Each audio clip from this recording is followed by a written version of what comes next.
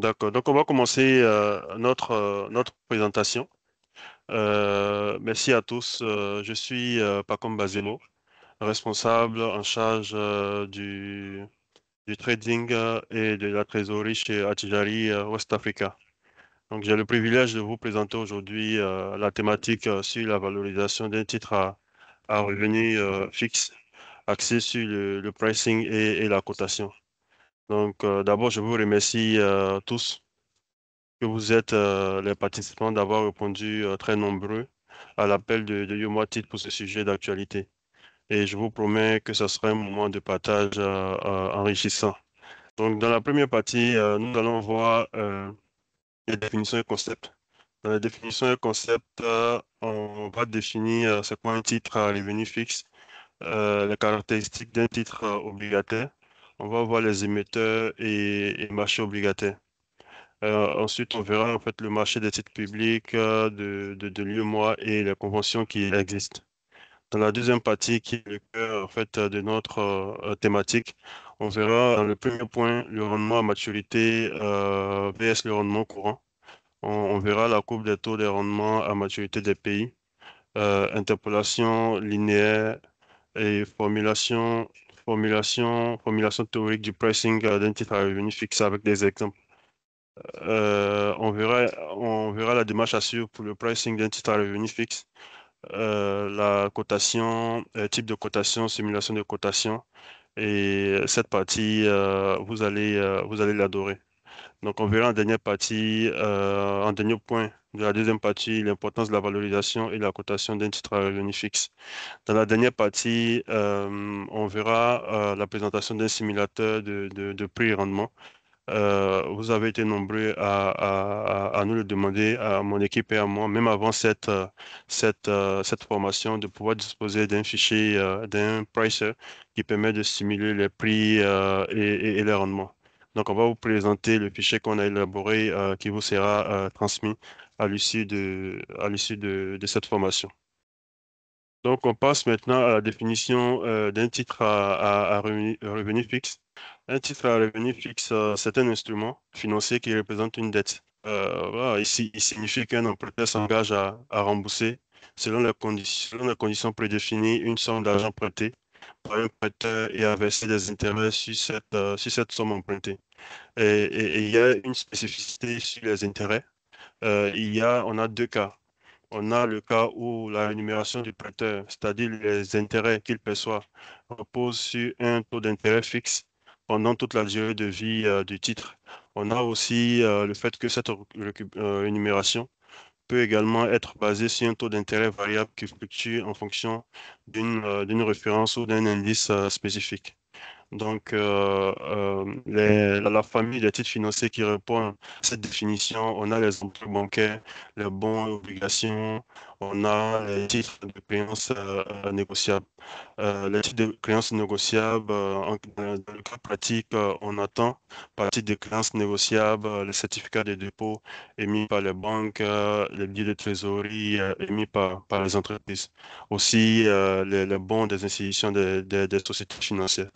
Donc voilà l'ensemble en fait des titres qui représentent une dette qui peuvent être à taux fixe ou à taux d'intérêt variable.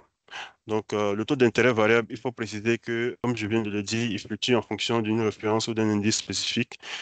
Ces indices-là qui sont utilisés pour déterminer les intérêts dans ce cas sont des références des taux d'intérêt indépendantes des résultats économiques de l'émetteur. Par exemple, par contre, les actions sont des titres à revenus variables car les dividendes qu'elles versent sont directement liés à la performance économique de la société. Donc, nous, on va restreindre notre étude sur les titres obligataires tels que les bons et obligations de trésor, les instruments financiers à revenus fixes qui sont détenus par de multiples prêteurs et sont négociables en fait sur les marchés financiers. Donc voilà un peu la définition d'un titre à revenu fixe. C'est vrai que dans le mot dans le mot, il y a le mot fixe, mais il faut savoir que les intérêts peuvent être à la fois peuvent être fixes ou variables. Donc, maintenant, on va passer aux caractéristiques d'un titre obligataire. Donc là, j'ai présenté en fait les caractéristiques d'un titre obligataire de manière générale. Et par la suite, on va expliquer les spécificités qu'on rencontre dans notre zone. Donc on commence, la première caractéristique d'un titre obligataire, c'est sa valeur nominale. Donc c'est quoi la valeur nominale? La valeur nominale représente le capital prêté par le détenteur de l'obligation et c'est la base de calcul aux intérêts versés. Dans notre zone, par exemple, on a des valeurs nominales qui sont pour les obligations de 10 000, pour les bons de trésor, 1 million. Par exemple, en France, on peut avoir, sur les OAT, on a des valeurs, on a la valeur nominale de 1 euro. Aux États-Unis, par exemple, la valeur nominale minimum est de 1000 $. Donc, comme deuxième caractéristique, on va voir la date de règlement. La date de règlement, c'est la date à laquelle les souscripteurs à l'émission doivent verser les fonds et sont livrés des titres en échange. Et la date de jouissance, c'est la date à partir de laquelle le premier coupon commence à courir. Donc ici, il y a une petite subtilité, c'est-à-dire que le plus souvent, la date de jouissance coïncide avec la date de règlement. C'est-à-dire que le souscripteur règle le jour où ses intérêts commencent à courir. Mais il y a aussi des cas où la date de jouissance précède la date de règlement pour accroître volontairement le montant du premier coupon et donner au souscripteur un revenu supplémentaire. Donc l'opposé est aussi possible avec une date de jouissance qui vient après la date de règlement pour réduire le premier coupon, donc le coût de la dette pour l'émetteur. Donc on va voir le prix d'émission. Le prix d'émission, c'est le prix payé par le souscripteur pour acquérir les titres lors de sa première mise en circulation sur le marché. Donc, il y a trois cas. Il peut être opéré, on dit qu'il est opéré quand le prix d'émission est égal à la valeur nominale. Par exemple, si la valeur nominale est 10 000 et que le prix d'émission est 10 000, on dit que dans ce cas, que l'obligation est émise au pair. Il peut être au-dessus du pair,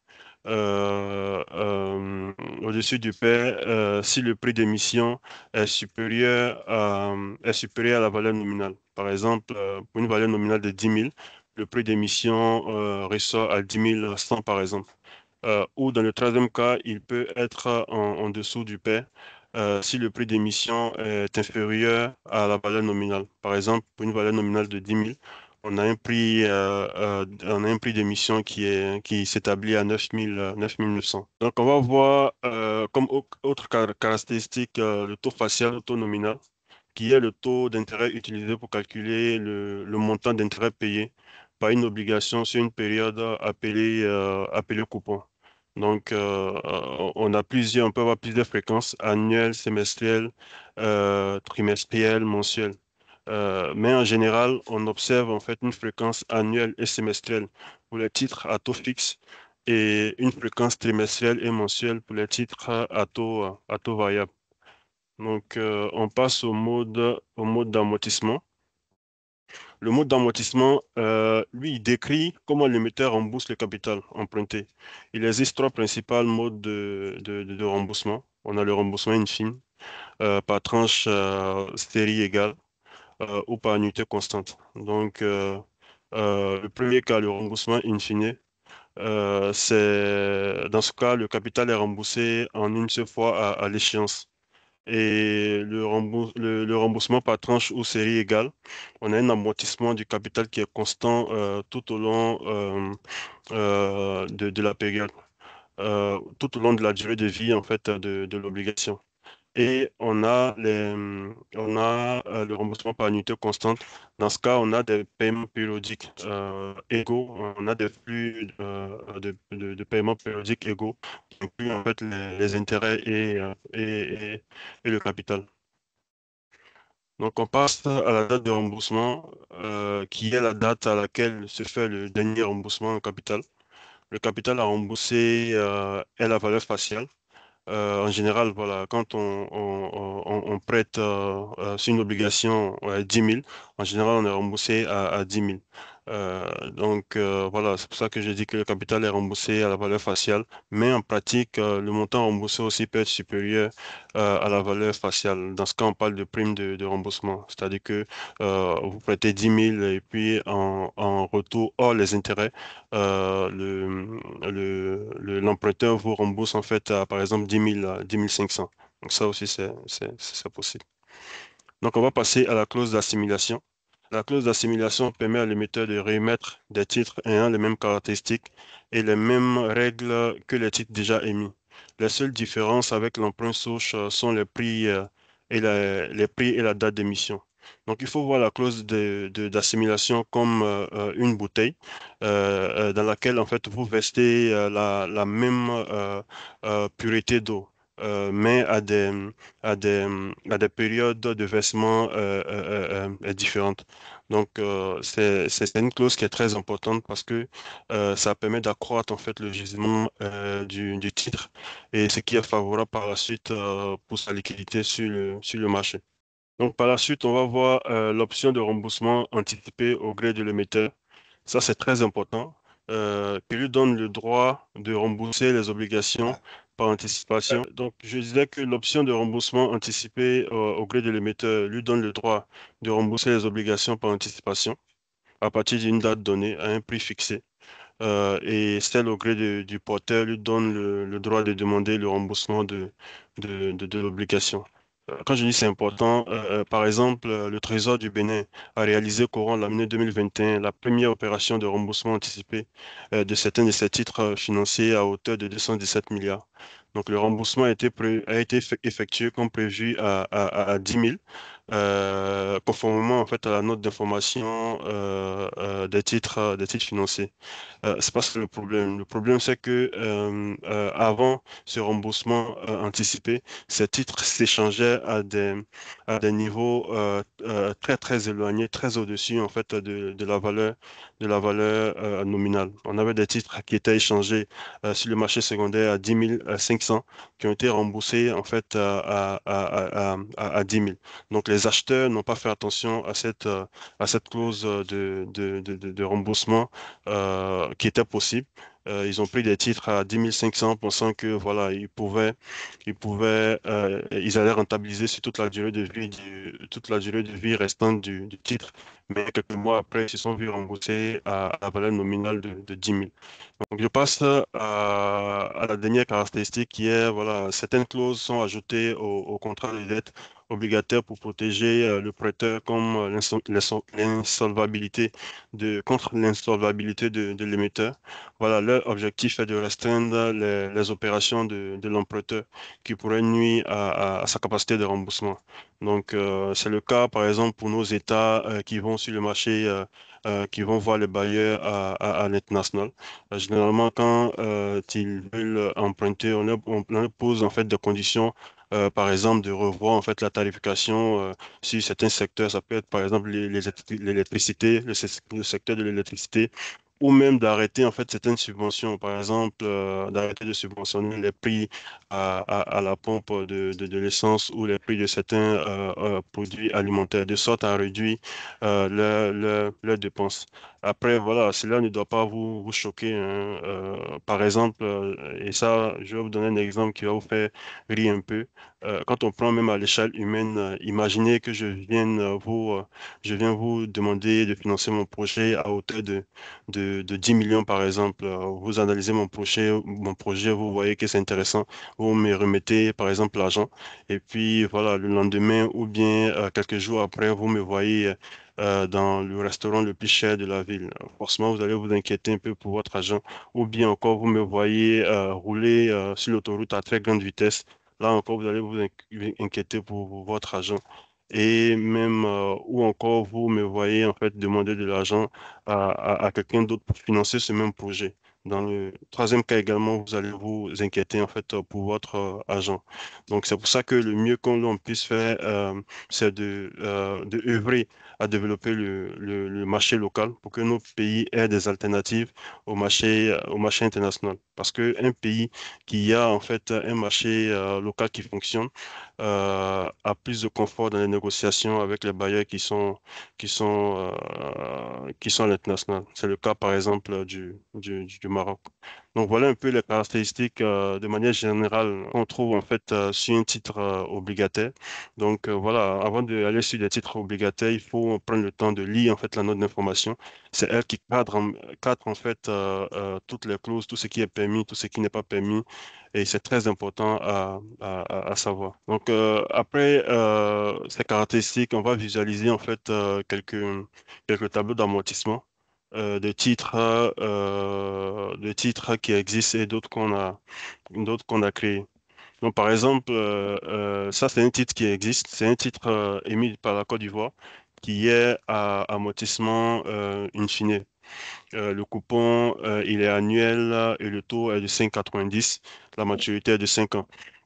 Donc, vous voyez un peu le capital.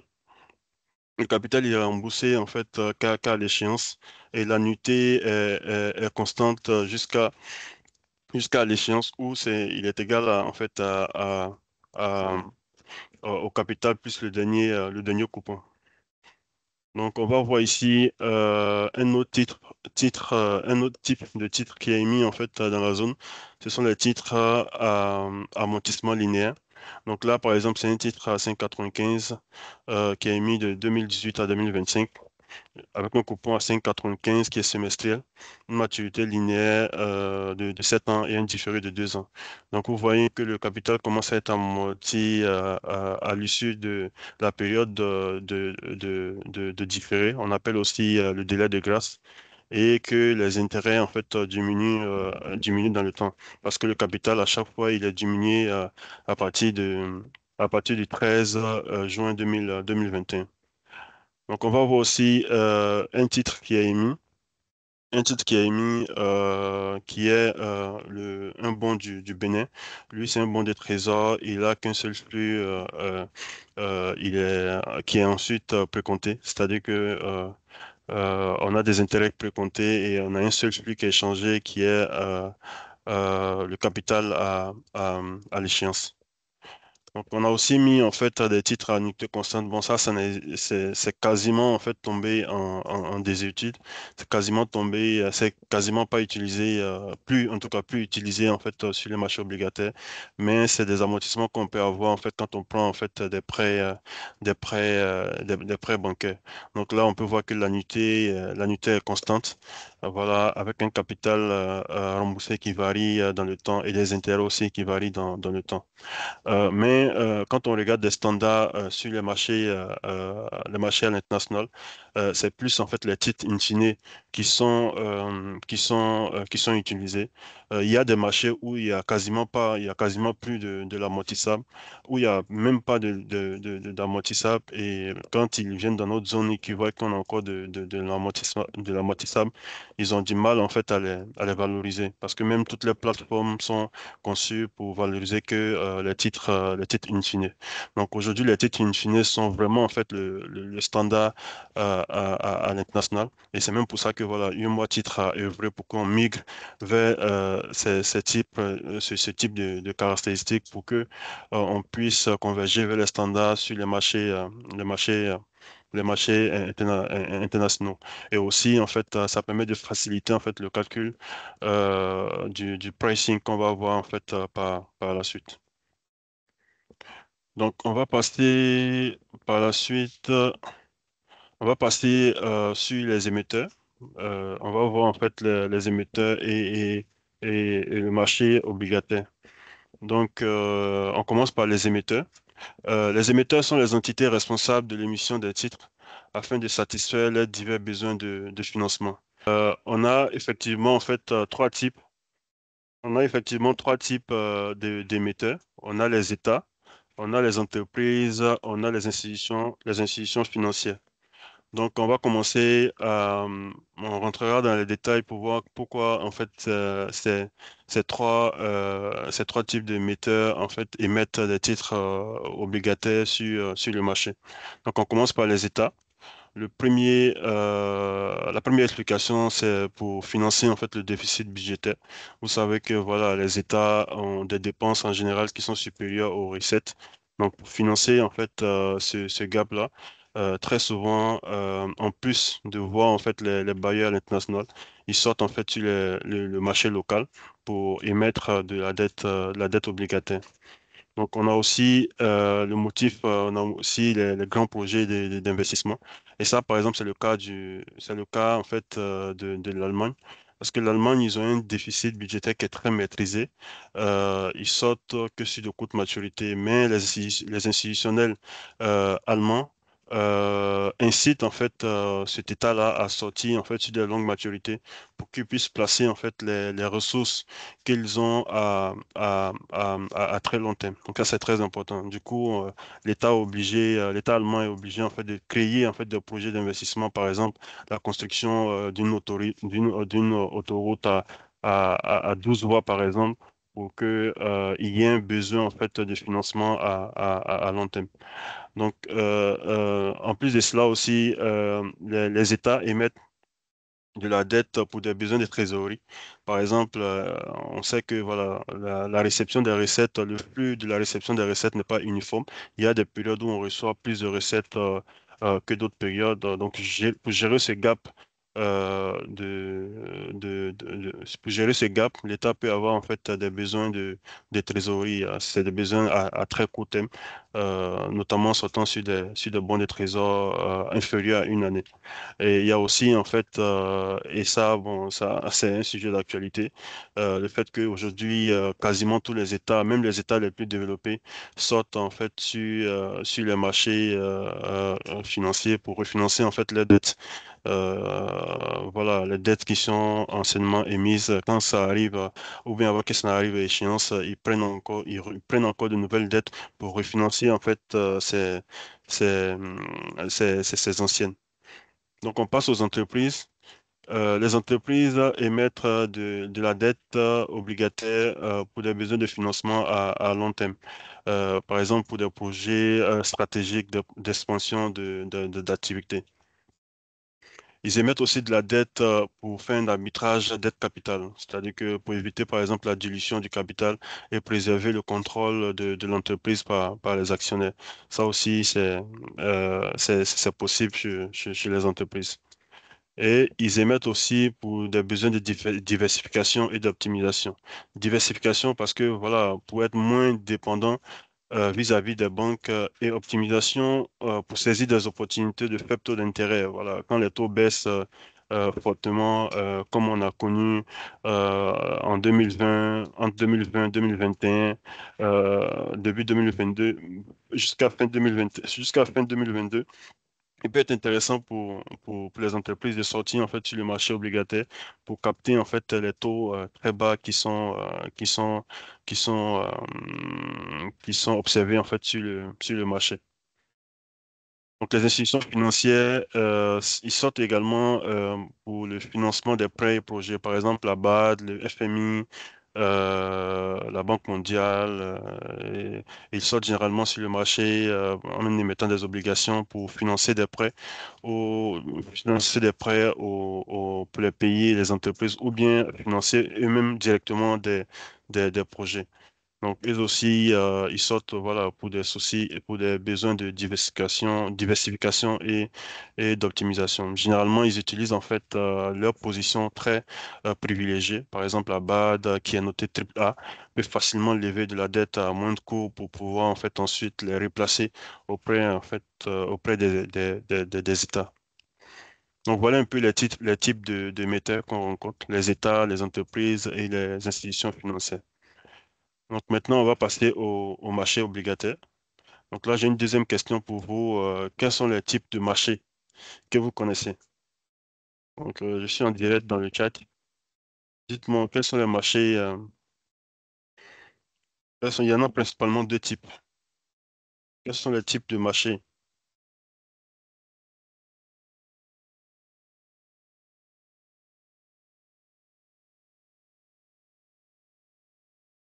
Ah, merci, merci de jouer le jeu. Je vois pas mal de réponses instantanément. Merci.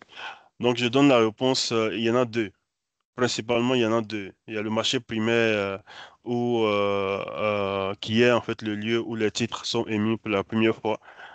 ou REMI. C'est le marché, c'est sur ce marché que les investisseurs, c'est sur ce marché que les émetteurs vendent directement leurs titres aux investisseurs. Donc, on a aussi le marché secondaire, qui est le lieu où les investisseurs achètent et vendent en eux les titres qu'ils ont initialement acquis sur le marché primaire. On a un troisième marché qui n'est pas assez connu, mais quand même qui reste un marché que nous-mêmes on utilise souvent, c'est le marché gris en fait. Le marché gris, c'est quand, par exemple, pour les titres financiers, avant que ça ne soit coté, le fait qu'on fasse des transactions avant la cotation et après la souscription auprès du Trésor, on appelle ça en fait le marché gris. Donc on vient sur le marché primaire pour voir en fait quels sont les types d'émissions. On a en fait la syndication. La syndication, c'est quand en fait l'émetteur utilise un syndicat de placement avec généralement un chef de file ou des co-chefs de file. Donc on a le marché par adjudication qui est et en général on a deux types. On a l'adjudication à prix demandé et l'adjudication à prix unique. Donc, dans notre zone, on ne connaît que l'adjudication à prix demandé, c'est-à-dire que chaque participant place le prix, par exemple, dans le cas d'un OAT, place le prix auquel il souhaite retenu et que l'État va, ou via UMA titre, l'État va allouer les titres en commençant par les offres avantageuses jusqu'à atteindre le montant total à émettre. Voilà, chaque investisseur est retenu, chaque investisseur retenu paie le prix qu'il a proposé pour les titres qui lui sont alloués. Et à la fin, généralement, il y a une publication qui est faite sur le prix moyen pondéré et le prix marginal, c'est-à-dire que le dernier prix à accepter. Aux États-Unis, c'est un peu différent. C'est toujours fait une adjudication, sauf que tout le marché est retenu à la fin à un prix unique qui est le prix marginal. C'est-à-dire que voilà, vous soumissionnez, chacun soumissionne avec son prix, mais à la fin, le Trésor américain, il va donner à tous les gagnants, tous les participants qui ont été retenus, un seul prix qui est le prix marginal. Donc ça a le mérite en fait, c'est tout aussi efficace parce que ça permet en fait de soumissionner avec un taux donné, en ayant en fait l'espoir que à la fin on sera au minimum à son taux ou à un taux supérieur. Donc, pour les deux types d'émissions, on a la syndication et l'adjudication, avec l'adjudication qui peut être à prix demandé qu'on a dans notre zone et l'adjudication à prix unique qu'on a, par exemple, sur les marchés américains. Donc, l'une des spécificités aussi du marché primaire, il peut être réservé au SVT ou au primary dealer. Par exemple, c'est le cas en fait du Maroc, de la France, des États-Unis. En tout cas, les marchés développés, généralement, c'est réservé à un certain groupe d'acteurs qu'on appelle les SVT. Au Maroc, on les appelle les IVT. Aux États-Unis, on les appelle les primary dealers. Donc, c'est ça, en fait, le standard à l'international. Ça veut dire que tout le monde n'a pas accès au marché primaire. Il est réservé aux acteurs privilégiés qui sont les SVT ou les primary dealers. On a aussi dans notre cas, comme dans notre zone qui est ouvert aux intermédiaires. Donc, notre marché aujourd'hui, il est ouvert aux intermédiaires. Ça peut être les banques, les SVT et les SGI.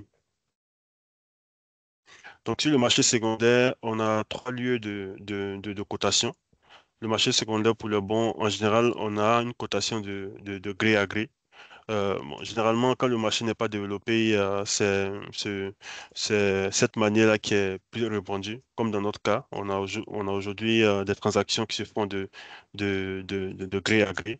Et ensuite, comme sur le marché développé, on a en fait les transactions qui sont effectuées sur des plateformes électroniques L'agence Humo Titre aujourd'hui travaille sur une plateforme électronique. On aura le temps de revenir en fait sur ça.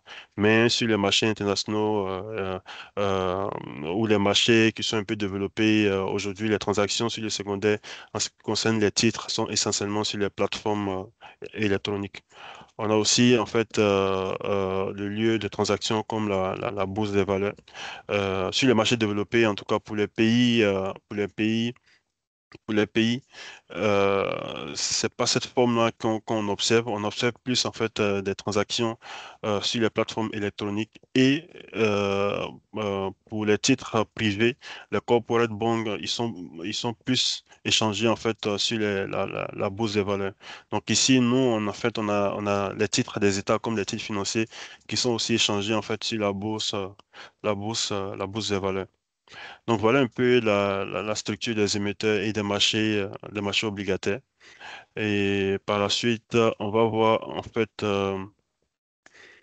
ce qu'il en est en fait de notre zone plus spécifiquement. Donc nous, notre zone, notre étude par la suite va se focaliser sur le MTP. Le MTP, c'est le marché des titres publics, qui est le marché régional par adjudication à prix demandé, exclusivement dédié au financement des États membres de l'UEMOA. Donc, il y a principalement deux instruments qui sont émis sur ce marché. On a le bon assimilable du Trésor. Donc, on retient qu'on a le caractère assimilable des bons du Trésor qui vont d'une maturité de 7 jours jusqu'à à 1 an, en passant par le 28 jours, le 3 mois, le 6 mois, le 9 mois et enfin le 1 an. Donc les BAT sont assortis d'une rémunération payée d'avance et calculée en fonction de leur valeur nominale, avec un taux d'intérêt annuel précompté basé sur une année de 360 jours. Voilà, donc les soumissions se font dans le système Sagetil à taux multiple. Donc le système Sagetil, c'est un système automatisé de gestion des titres et de la liquidité qui a été mis en place par la Banque centrale pour pour faciliter tout ce qui concerne en fait les titres émis par adjudication. On a aussi les obligations assimilables du Trésor qui vont d'une maturité de 3 ans jusqu'à 15 ans, mais avec une possibilité d'aller jusqu'à 20 ans, voire plus. Donc les OAT produisent une rémunération périodique, généralement annuelle, à taux fixe calculé sur la valeur nominale. Les taux d'intérêt ou taux facial, coupon pour chaque émission est fixé par l'émetteur.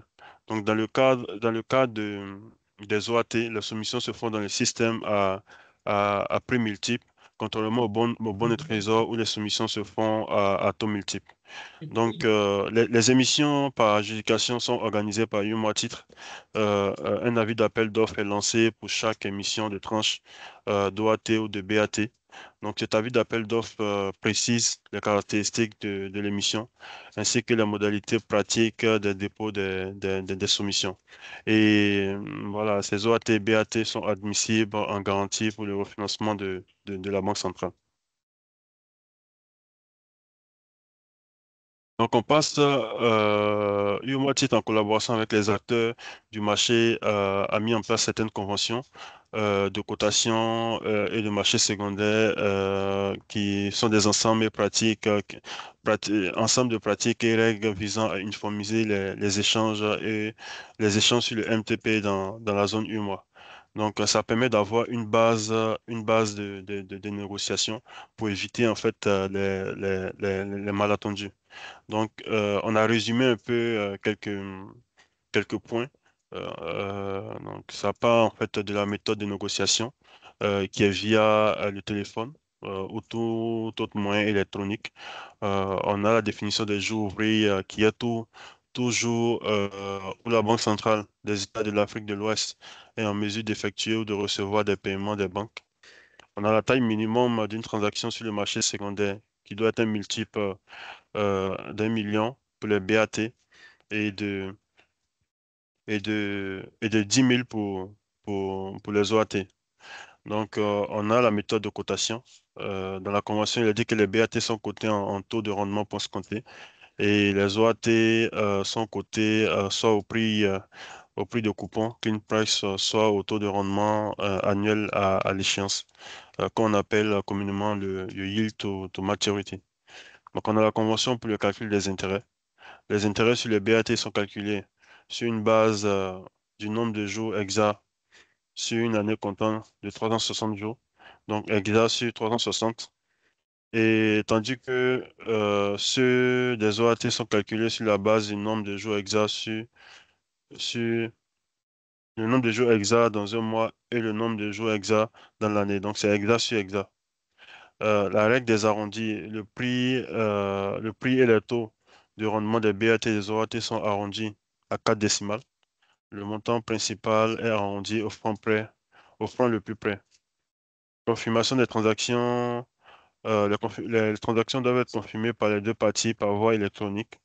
Ça peut être une plateforme de cotation ou de transaction ou un courrier, un mail, ou par écrit dans un délai maximum de 4 heures, suivant les conclusions et en indiquant toutes les caractéristiques de la transaction. Toute confirmation est définitive. Donc, on a aussi le règlement des transactions. Les transactions sur BAT et OAT sont réglées le prochain jour ouvré suivant la conclusion de la transaction. Donc, toutefois, les deux parties pourraient convenir d'un autre délai de règlement. Le règlement, il est irrévocable.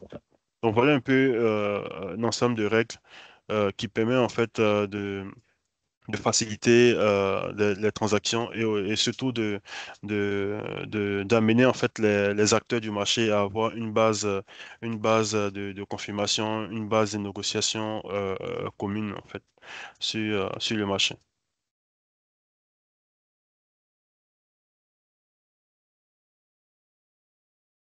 Donc, juste préciser que dans le cas des bons et assimilables de trésor, je ne sais pas si je l'ai dit, les bons ont pour valeur nominale 1 million et les obligations, ça je l'ai déjà dit, ont pour valeur nominale 10 000. Voilà, donc, on va passer en fait au cœur de notre thématique, qui est le pricing et la cotation. Donc, on commence par voir en fait la différence entre le rendement actuariel à maturité et le rendement courant. J'ai tenu à faire un slide sur ça parce que voilà, quand je suis arrivé sur ce marché, j'avais du mal à trouver les acteurs avec lesquels on échangeait on négociait sur le marché secondaire pour une transaction. On n'avait généralement pas, en fait, quand on parle du rendement, on n'avait pas, en fait, les mêmes prix. Donc, à regarder de plus près, il y a des acteurs en fait qui raisonnaient rendement courant, alors que la base de négociation devait être le rendement actuariel à maturité. Heureusement que ça coïncidait même avec les actions de Yomo Titre qui avaient commencé à publier en fait le rendement actuariel comme référence. Donc voilà, ça a permis en fait à ce que les acteurs qui raisonnaient rendement courant puissent converger vers le rendement actuariel à maturité. Donc, c'est quoi en fait la différence entre les deux? On va le voir en fait sur plusieurs points. On commence par la définition. Donc, le rendement actuariel à maturité, c'est le taux de rendement total d'une obligation jusqu'à son échéance, tenant compte de tous les flux de trésorerie actualisés et supposant que tous les paiements d'intérêt sont réinvestis au même taux. Très important, que tous les paiements d'intérêt sont réinvestis au même taux. Par contre, le rendement courant, c'est le taux de rendement basé uniquement sur le paiement d'intérêt annuel par rapport au prix actuel de l'obligation. Donc, ils sont calculés comment? Le rendement actuel à maturité, il intègre les coupons, le prix, le mode et la fréquence de remboursement du capital. Alors que le rendement courant, il est calculé comme les intérêts annuels divisés par le prix actuel du marché. Donc, l'horizon temporel, quand le rendement actuel à maturité considère la durée totale jusqu'à l'échéance de l'obligation, c'est-à-dire tous les flux futurs. Le rendement courant, lui, il ne se concentre uniquement que sur le rendement immédiat, c'est-à-dire le coupon annuel actuel. L'utilisation, le rendement actuel à maturité évalue la performance d'une obligation sur toute sa durée de vie et est utilisé pour comparer le rendement des différentes obligations. Alors que, alors que le rendement courant fournit une vue rapide du rendement basé sur le prix actuel de l'obligation. Donc, quand on regarde au niveau de la sensibilité au taux d'intérêt, le rendement actuel à maturité, il est plus sensible aux variations de taux d'intérêt. Le rendement courant, il est moins sensible, mais fluctue, voilà, en fonction du prix d'achat. Le rendement actuel à maturité est recommandé pour les investisseurs cherchant à analyser la rentabilité sur toute la durée de détention de l'obligation. Alors que le rendement courant, voilà, c'est pour un investisseur souhaitant une vue rapide du rendement immédiat. Donc, par exemple, pour une obligation de 10 000 in fine, avec un coupon de 5,90, acheté à 9 320, avec une maturité de 5 ans, le rendement à maturité qu'on appelle le yield to maturity est de 5, de ce titre est de 5,68, 5,58, alors que le rendement courant pour la même obligation serait de 6,33. Donc on voit que voilà, si deux investisseurs, l'un raisonne rendement actuel à maturité et l'autre rendement actuel, le rendement courant, même s'ils partent du même taux, ils n'auront pas en fait le même prix le même prix pour une négociation en fait entre les deux. Donc, ça peut prêter à confusion et, par exemple, lors d'une négociation, on peut s'accorder sur un rendement ensemble de 6, par exemple 7,58, qui équivaut à un prix de 9 320 quand on considère le rendement actuel et la maturité. Mais lors de la confirmation, en fait, de cette transaction par mail, voilà, celui qui a pensé que c'était le rendement courant n'aura pas le même prix que celui qui a pensé que c'était un rendement actuariel à maturité. Donc voilà un peu la différence entre les deux. Donc le rendement courant, je ne vais plus en parler durant toute la suite de la formation. On va se focaliser que sur le rendement actuariel à maturité, parce que c'est vraiment en fait ça qui est la référence sur le marché. Et ça, de par sa caractéristique, étant donné que voilà, il permet d'évaluer la performance d'une obligation sur toute sa durée de vie. Sur toute sa durée de vie. Donc, c'est lui qui a utilisé, en fait, pour comparer les rendements des différentes obligations.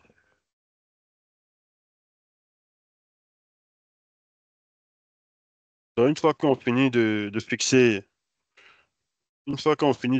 en fait, le cadre d'analyse, en fait, du rendement, et que on s'accorde que, voilà, la référence, c'est le taux de rendement, à maturité, on va passer maintenant, à la courbe des taux de rendement à maturité des pays. Ça aussi, c'est très, très important. Donc, c'est quoi une courbe des taux? La courbe des taux de rendement à maturité, euh, c'est un graphique qui représente en fait le rendement des obligations et des bons de trésor en fonction de leur échéance. À un instant donné, elle montre la relation entre le rendement des titres et leur durée jusqu'à maturité. Donc l'utilité, il est très important. La courbe, elle est très très importante à construire. Donc, elle permet euh, elle permet à l'émetteur de déterminer le coût de financement à court et à moyen terme. Donc, ce qui influence directement ses décisions budgétaires et la gestion de sa dette publique. Parce que voilà, à tout moment, l'État a une idée de ce qui va lui coûter s'il sort sur du long terme, ou de ce qui va lui coûter en termes de ce qui va lui coûter s'il sort en fait sur du court terme. Donc, en fonction de ses coûts et en fonction de ses objectifs de coût, la courbe influence en fait les décisions budgétaires des États. Donc, on a aussi que la courbe des taux de rendement aide les investisseurs à comprendre les attentes du marché en matière de taux d'intérêt, d'inflation et de croissance économique. Voilà, généralement, ce qui est observé en fait sur les marchés à l'international. Très souvent, quand il y a une réception qui s'approche, on voit en fait les investisseurs qui quittent en fait sur les coûts de maturité pour aller en fait sur les maturités plus longues. Donc cet effet de migration fait que l'offre, la demande en fait pour les titres à court terme baisse, mais pour les titres à court terme, la demande augmente.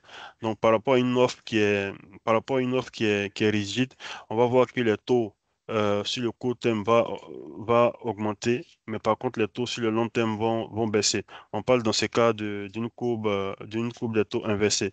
Et quand c'est comme ça, généralement, en tout cas très souvent, par exemple aux États-Unis, ça a précédé en fait une courbe inversée a précédé 8 fois 6, 10 une récession aux États-Unis. C'est même ça qui a fait qu'aujourd'hui on parle de récession aux États-Unis parce qu'aujourd'hui la courbe des taux des États-Unis affiche une tendance qui est inversée. C'est-à-dire aujourd'hui le 2 ans par exemple, il est plus haut que le 10 ans, le 10 ans américain. Donc les gens pensent que voilà, cette inversion annonce une récession future aux États-Unis. Donc voilà un peu pourquoi la courbe est très très importante. Donc la courbe aussi est utilisée par les investisseurs pour évaluer les risques associés aux investissements obligataires et pour guider en fait les décisions d'allocation d'actifs. Donc, la courbe, en tout cas, généralement, la courbe qu'on utilise est le meilleur standard sur les marchés internationaux. C'est la courbe la courbe issue des transactions sur le marché secondaire. Donc, ça, c'est la référence sur tous les marchés. Parce que ça reflète en fait la puissance de la confrontation entre l'offre et la demande. Donc, c'est une courbe qui est observée et qui est issue en fait de transactions qui se sont réellement en fait effectuées. Donc, c'est pour ça que la courbe de marché secondaire, c'est très très important pour les investisseurs.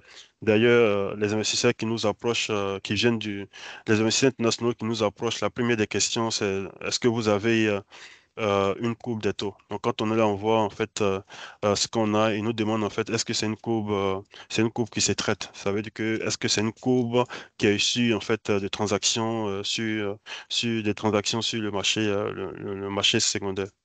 Donc, dans notre zone, on n'y est pas encore. On n'y est pas. C'est vrai que UMA titre ou œuvre pour que on puisse avoir une coupe des taux sur le marché secondaire en publiant en fait l'historique des transactions.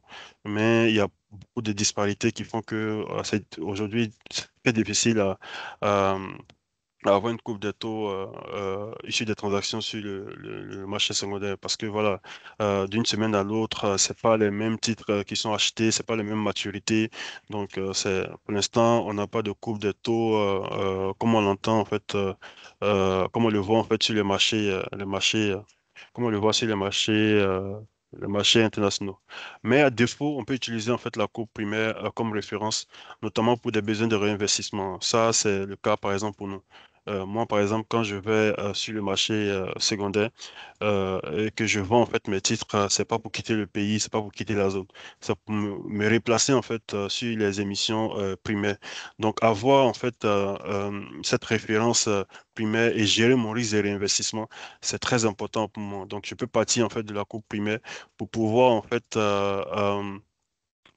gérer ce risque de réinvestissement. Donc, voilà un peu la courbe des émissions de rendement primaire de la Côte d'Ivoire. Donc, j'ai représenté à plusieurs dates. Donc, la courbe en bleu, c'est quand on était à fin janvier 2022. Vous voyez la courbe en bleu, elle est très, très basse. Voilà, donc en janvier 2022, on sait tous que voilà, on était dans un confort avec la Banque centrale qui injectait de la liquidité massivement dans le système. Donc, ça a tiré en fait les taux à la baisse parce qu'il y avait de la liquidité, il y avait une offre en fait qui était très, très, très, une demande qui était pour les titres qui était très abondante et ça a tiré les taux à la baisse. Donc après, on a janvier 2023. Donc la courbe des émissions de la Côte d'Ivoire en janvier 2023, on voit que voilà, elle est légèrement au-dessus de la courbe en bleu. Et là, on passe en fait à octobre 2024. On voit qu'elle est très très éloignée très très éloigné des deux autres. Donc avec ça déjà, on voit en fait que ça, on revient en fait à l'utilité où j'ai dit qu'elle permet, elle est utilisée pour évaluer les risques associés aux investissements obligataires et pour guider les décisions d'allocation d'actifs. Donc, par exemple, celui qui a pris le 10 ans sur la courbe en bleu, aujourd'hui, il se retrouve que, il fait face à des acteurs qui ont le 10 ans à pratiquement à ce niveau-là.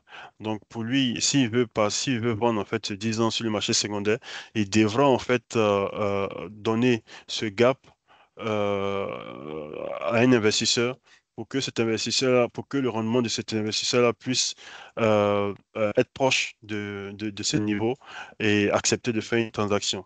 Donc on voit un peu, et cette situation est une perte en fait en capital pour lui.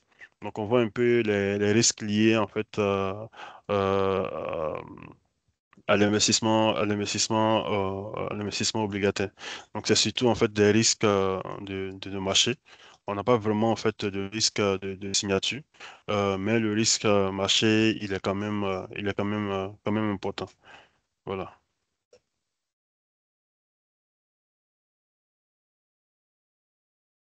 Donc, pour construire en fait cette courbe, c'est juste quand on prend en fait les derniers rendements moyens pondérés des émissions primaires de la Côte d'Ivoire. Donc, chaque participant par la suite peut construire sa courbe de tous les états de la zone. Il suffit de prendre en fait, aller sur le site de UMA Titre, prendre les derniers rendements. C'est-à-dire que voilà, vous allez prendre en fait toutes les mensualités. Vous allez prendre par exemple le 3 mois. Supposons que je peux faire ce même graphique pour le Sénégal. Je vais faire la courbe actuelle pour le Sénégal. Je vais dans la base sélectionner le Sénégal sur le site de mois titre et je prends en fait la dernière émission sur les 3 mois du Sénégal. Je prends la dernière émission sur les 6 mois du Sénégal. Je prends le 1 an, le 3 ans, le 5 ans, le 7 ans, le 10 ans et à chaque point, j'associe en fait le rendement moyen pondéré qui est sorti sur l'émission. Donc ça me permet de tracer en fait cette courbe des rendements primaires des pays de la zone. Donc voilà, à défaut d'avoir une courbe de rendement secondaire, c'est une courbe on peut se contenter en fait de la courbe de rendement primaire des pays de la zone. Donc nous, depuis que nous sommes là, c'est notre référence et ça fonctionne en fait parce que moi en fait j'ai pas de contrainte de liquidité. Ma contrainte c'est vraiment le risque. Mon risque de réinvestissement. Quand je vends sur le marché secondaire, il faudrait que voilà, je puisse me replacer soit au même taux ou bien soit en fait à un taux supérieur. Donc ça fait que prendre la courbe primaire comme référence est très efficace pour moi.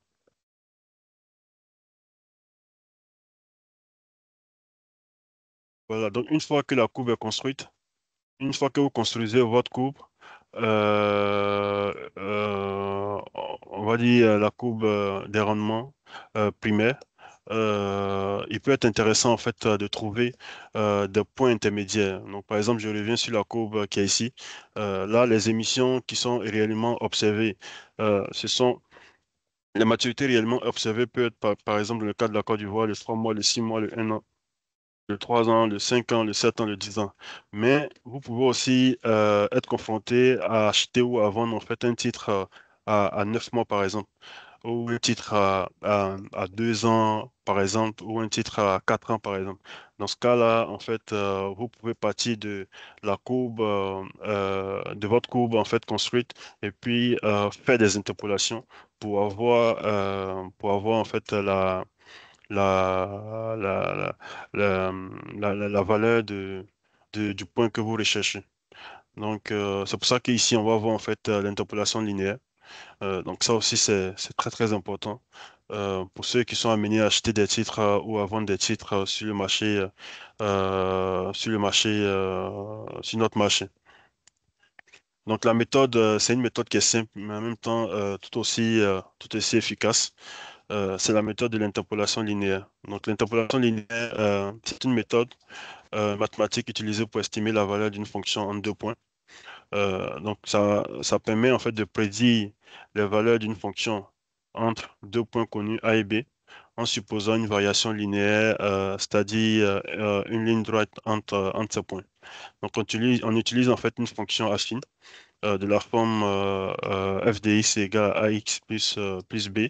Et de deux points connus, par exemple, supposons qu'on connaît deux points, axa, ya et bxb, yb, on peut trouver en fait la valeur d'une fonction x compris entre xa et xb par la formule qui est là. Donc f de x ça va être égal à y de a plus x qu'on connaît, moins xa qu'on connaît, facteur de yb moins ya sur xb moins xa.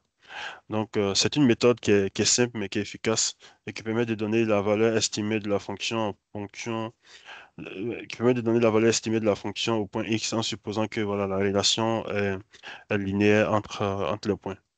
Donc, avec ça, on va faire une application. On va faire une application. Là, ici, on a une courbe des taux qu'on a construite. Et on se pose la question de savoir, en connaissant en fait les points, le 1 mois, le 3 mois, le 6 mois, le 1 an, le 3 ans, le 5 ans, quel va être le 9 mois par exemple? Quel va être le taux du 2 ans par exemple et quel va être le taux du 4 ans? Donc on applique simplement en fait cette formule. Donc on voit que voilà, on projette en fait les points dont on veut connaître en fait le taux qu'on projette aussi sur l'axe des ordonnées. Donc on va appliquer la formule pour pouvoir avoir les, les, les résultats. Donc voilà un peu comment ça se comporte.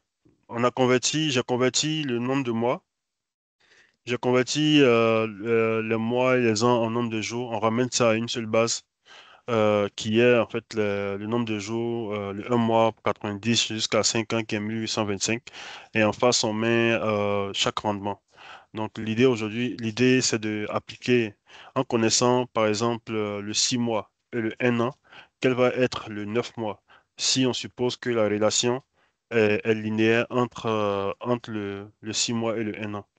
Donc le 6 mois, pardon, le 9 mois, son équivalent c'est 200, c'est 270 jours. Donc avec les 270 jours, ça représente votre X. Donc connaissant X, quel va être son Fx? Donc, vous appliquez la formule, donc le y 9 mois. Comme je l'ai dit, en fait, avec cette formule, ça va être égal à YA. YA, c'est le 704 plus X moins XA. Donc, X, c'est 270. Le voici ici. Moins 180, moins 180, c'est le XA. Donc, le XA, c'est le 6 mois, en fait. Moins 180. Facteur de YB moins YA. YB moins YA, c'est l'ordonnée du 1 an et du 6 mois. Donc, c'est exactement 730 moins 704 sur la base de XB moins XA. Donc, XB moins XA, c'est 365 moins 180. Donc, voilà comment on fait pour trouver le point Y 9 mois. Le même raisonnement pour Y 2 ans, le même raisonnement pour Y 4 ans. Donc, en arrondi, on trouve pour le 9 mois 7,17. Le 2 ans, on trouve 7,46. Et le 4 ans, on trouve du 7,63. Je vois les calculs, je vois que voilà, la plupart ont trouvé. La plupart ont trouvé en fait les bons taux. Donc ça, c'est très important. Donc une fois qu'on a la courbe, une fois que vous construisez la courbe, vous pouvez déduire en fait les points manquants non observés sur le marché primaire. Donc par exemple aujourd'hui, avec l'interpolation, on connaît maintenant le 9 mois, on connaît le 2 ans, on connaît le 4 ans. Donc c'est très très très important. Par exemple aujourd'hui, si vous avez, supposons on a cette courbe et que vous voulez par exemple acheter du 9 mois, vous avez fini de construire votre courbe, vous voulez acheter un titre à 9 mois, mais vous connaissez le 6 mois et le 1 an. Quand vous faites l'interpolation, vous allez trouver 7,17. Donc 7,17, c'est 7,17 qui est votre point de référence, c'est votre point d'appui en fait. Ça, c'est très important. Donc, nous, par exemple, quand on fait l'interpolation, on trouve 7-17 et il y a trois cas. Il y a trois cas en fait. Donc le premier cas, on peut avoir un client qui vient et qui nous dit, voilà, moi je cherche par exemple du 8%. Dans ce cas-là, on peut pas faire de transaction parce qu'il est très loin du 7-17. On va lui proposer du 7-17 ou bien moins que 7-17. Et comme il cherche du 8% et qu'il n'a pas fait d'interpolation pour savoir que la référence était 7-17, généralement, on n'arrive pas en fait à s'entendre avec lui, ou bien voilà, si on a une opportunité sur le marché secondaire, on peut acheter, si un vendeur à son niveau, on peut acheter et puis le lui revendre. Mais ce cas-là n'est pas récurrent en fait. Donc en général, quand les acteurs qui nous contactent ne font pas en fait d'interpolation linéaire et qu'ils sont très loin de notre point de référence, généralement il n'y a pas de, on n'arrive pas à faire des deals. Par contre, ceux qui sont connaisseurs, qui sont les experts qui font en fait le calcul des interpolations, quand il fait le 9 mois, il voit le 7-17, il prend ça comme référence et quand on rentre dans une négociation, on converge rapidement en fait à un taux qui lui convient et moi et également qui me convient. Donc, par exemple, si il trouve 7,17 que moi je trouve 7,17, un taux entre 7 et 7,17 moi me conviendrait et lui aussi un taux entre 7, 17, un taux entre 7 et 7,17 peut également lui convenir. Bien évidemment, il sait que voilà, en tant qu'animateur de marché, je vends en fait en dessous du prix, en dessous du taux en dessous du taux interpolé. Le troisième cas, c'est quand on a en fait des gens qui font pas d'interpolation et qui viennent par exemple le 9 mois. Quand je fais mon interpolation, je suis à 7-17. Il peut par exemple dire que voilà, moi je cherche un 9 mois de la Côte d'Ivoire par exemple, ou bien un 9 mois qui respecte un 9 mois à partir de cette courbe à 6%. Donc dans ce cas-là, quand on regarde la relation à long terme, voilà, on revoit en fait significativement notre proposition. Par exemple, on peut lui dire qu'au lieu de te donner du 6 mois, du 6% comme tu le souhaites, nous, on peut aller jusqu'à 6,90. Voilà, 6,90 parce que voilà, on a un confort, on sait que voilà, on a interpolé, on est à 7,17. Donc 6,90, 7%, c'est un taux qui est bon pour nous. Mais ça a l'intérêt en fait, ça a le mérite en fait de fidéliser notre client et surtout on lui montre en fait comment il doit calculer pour que la prochaine fois il puisse avoir en fait ce point de référence. Donc et vraiment ça permet de fidéliser parce que comme on n'a pas aujourd'hui de plateforme de cotation, l'idéal pour nous c'est que on soit en fait les premiers appelés quand un client veut acheter ou vendre un titre. Donc on fait en sorte que nos cotations soient vraiment précise et transparente. Donc voilà un peu l'intérêt de l'interpolation. Donc une fois que vous trouvez en fait le taux, une fois que vous trouvez en fait le taux, la question c'est de savoir le prix. Donc maintenant, on va passer au calcul du prix, soit d'un BAT, soit d'un OAT. Donc je reprends les étapes qu'on a vues. On est parti de la construction d'une courbe. À partir de cette courbe, on a interpolé les points manquants dont on souhaite connaître les, les, les, les, les ordonnées. Et maintenant, avec ces points de rendement qu'on a, on veut connaître le prix associé par exemple, dans le cas du 9 mois, on veut trouver c'est quoi l'équivalent en fait des 7,17 en termes de prix. Dans le cadre du 2 ans, c'est quoi l'équivalent de 7,46 en termes de prix. Dans le cadre du 4 ans, c'est quoi l'équivalent du 7,63 en termes de prix. Donc, c'est ce qu'on va voir ici dans la formulation théorique du pricing d'un OAT. On va aller sur un cas pratique. Voilà un investisseur qui a en fait un titre, un OAT qui existe, qui est le CI, un OAT de la Côte d'Ivoire, qui est le CI 77-61. Et il se pose la question, quel est le prix le prix de ce taux a été un rendement R à la date de l'arrêté, par exemple, comptable, par exemple, à la date du 31/12. Déjà, ce qu'il a, en fait, c'est les flux futurs. Donc, il a, en fait, à travers le tableau d'amortissement que vous voyez, il a, en fait, une idée de ses flux futurs. Donc, ce qu'il va faire, c'est qu'il va actualiser ses flux futurs pour savoir ce qu'elle représente aujourd'hui. Donc, ce mécanisme, on appelle l'actualisation. Donc, l'actualisation, c'est se poser la question, quelle est la valeur aujourd'hui des flux futurs que je vais recevoir, quelle est la valeur aujourd'hui de ces flux futurs que je vais recevoir dans le futur, en fait. Quelle est la valeur aujourd'hui? Donc, parce qu'il faut savoir que 10 000 dans un an vaut moins que 10 000 aujourd'hui, ne serait-ce que pour des considérations d'inflation. On sait que voilà, 10 000 dans 3 ans ne pourra pas payer le même panier que paie 10 000 aujourd'hui. Donc voilà, le principe de ramener la valeur future à la valeur actuelle est le principe de l'actualisation.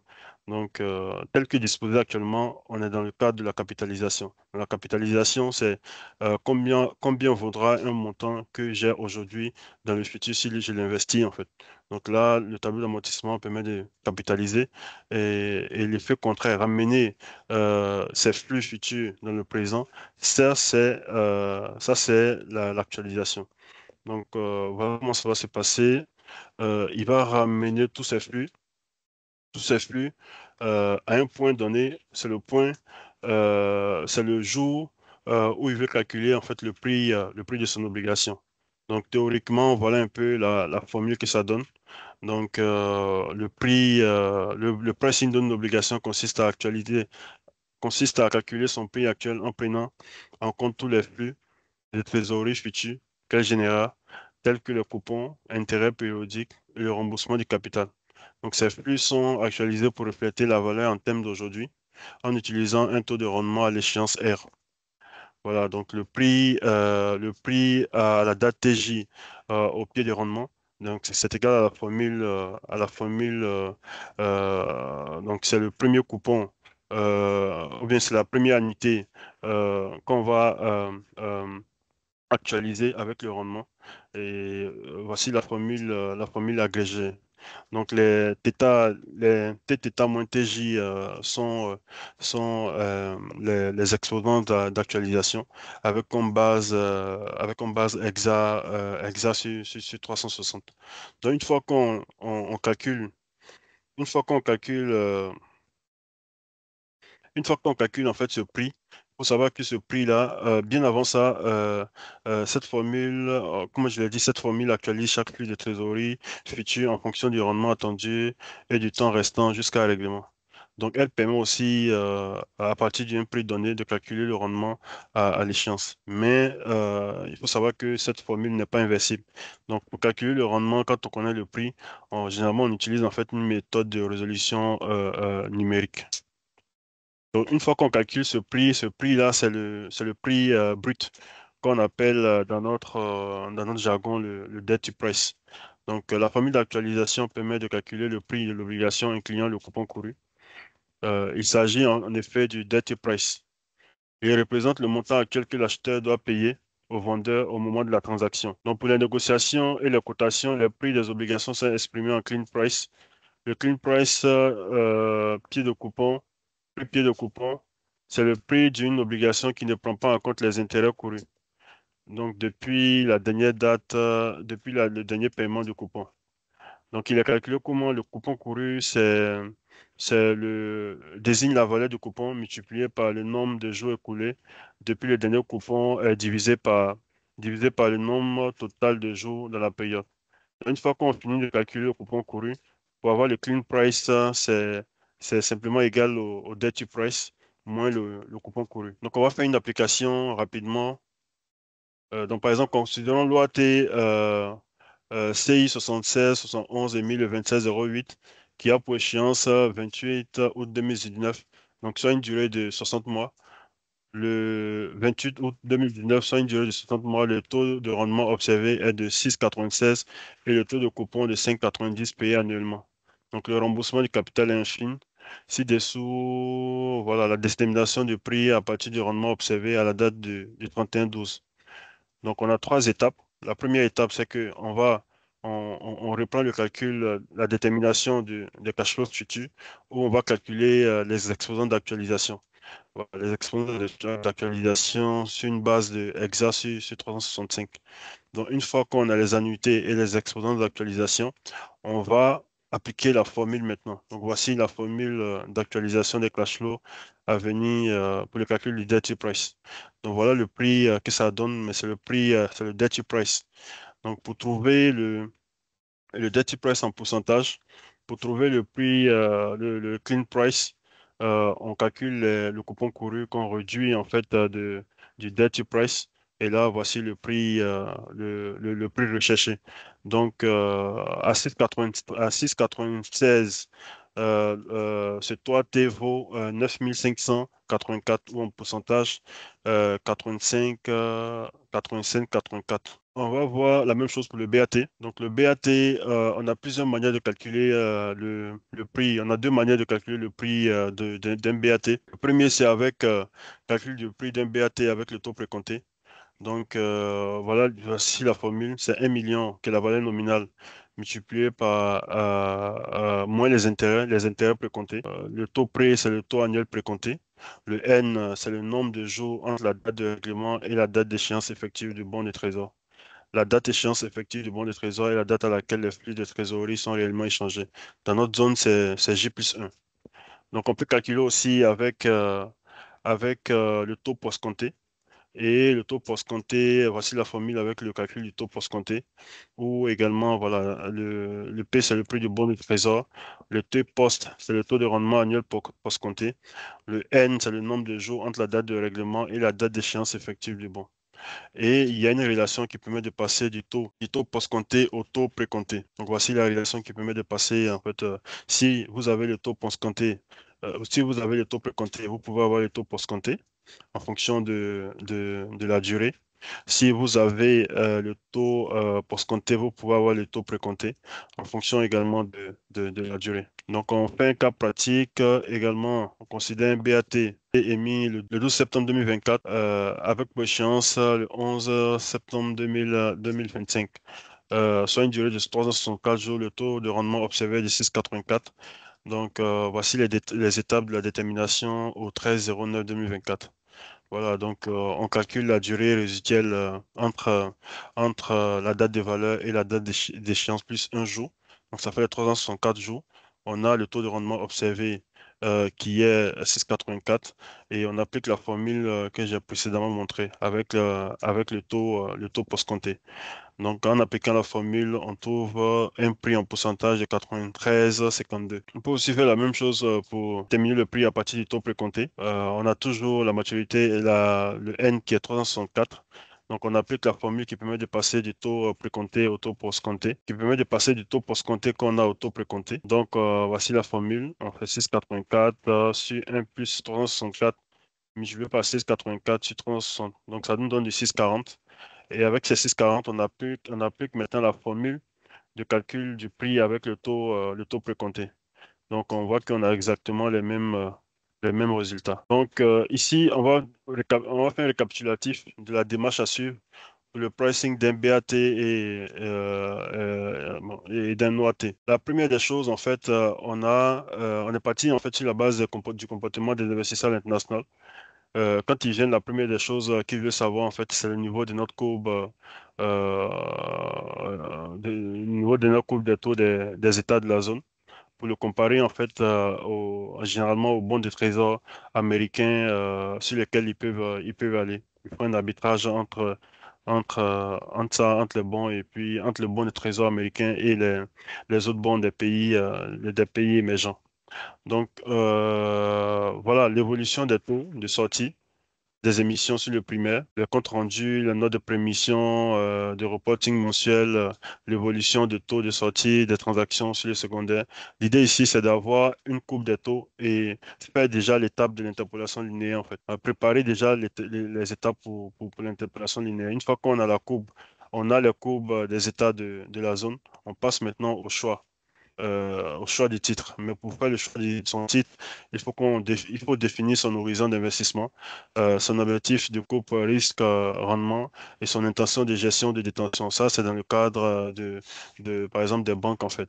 La Banque centrale demande à ce que, voilà, selon le portefeuille, ou selon la structure du portefeuille de la banque, chaque banque définisse à l'acquisition, en fait, son intention de gestion de détention des titres qu'elle acquiert. Donc après ça, on sélectionne les titres en arbitrant soit le primaire ou le secondaire. Une fois qu'on finit cette étape, on utilise les formules que je viens de vous montrer pour calculer le prix de référence. Et après, si c'est le primaire, on va passer si c'est le secondaire, on va passer à la négociation. Et si c'est le primaire, on va passer à la souscription. Après, pour les banques, il y a une instruction relative numéro 29 qui permet en fait de savoir comment comptabiliser en fait les titres selon les types de portefeuille que la banque a, que ce soit des titres mis dans le portefeuille de transaction ou des titres mis dans le portefeuille de placement ou encore des titres mis dans le portefeuille dans le portefeuille d'investissement.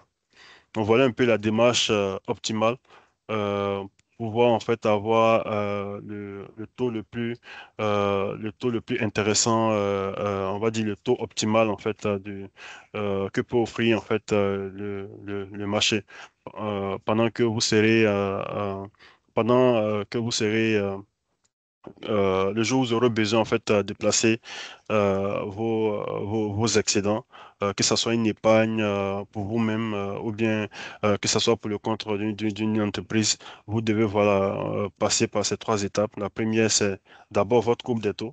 Ensuite, vos choix de titres et après calculer vos prix de souscription et arbitrer, souhaiter soit le primaire, soit le secondaire et passer à l'action. Donc, on va passer à la partie cotation. Cotation sur le marché secondaire. Donc, le mécanisme que je vais décrire ici, en fait, c'est le mécanisme qu'on rencontre en fait sur les marchés développés. On n'y est pas encore dans la zone, mais UMA Titre œuvre vraiment pour qu'on puisse y arriver et rapidement. J'espère que ça sera pour très bientôt. Donc, mais c'est très, très important à savoir pour le marché secondaire. Donc, sur le marché secondaire, généralement, on a deux types de cotations possibles pour les bons et les obligations sur le marché secondaire. On a une cotation en prix en pourcentage, clean price, de la valeur nominale.